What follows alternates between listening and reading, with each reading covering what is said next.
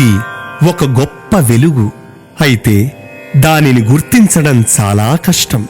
కానీ గుర్తించి తీరాలి.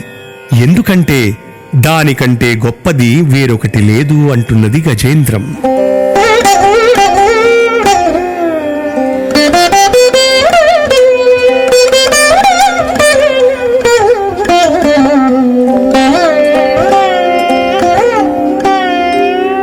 లోకంబులు లోకేశులు లోకస్థులు తెగిన తుదిన లోకంబగు పెంజీ కటి కవ్వల నెవ్వండే కాకృతి వెలుగు అతనినే సేవింతున్.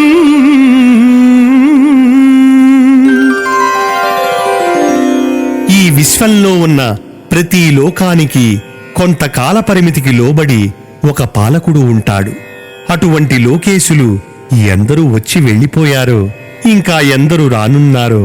ఇక ఆ లోకాలలో ఏర్పడి కొంతకాలం ఉండి మళ్లీ అంతరించిపోతున్న జీవకోట్లు ఎన్ని కోట్ల సంఖ్యలో ఉన్నాయో ఆ లోకాలు, ఆ లోక పాలకులు, ఆ లోకంలోని వారు పరమాత్మలాగా శాశ్వతంగా ఉండరు, లయమైపోతారు.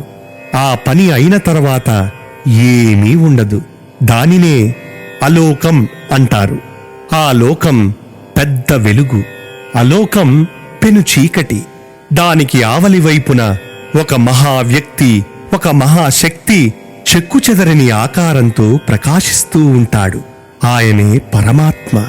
అలా ఉన్న పరమాత్ముణ్ణి నేను సేవించుకుంటూ ఉంటాను.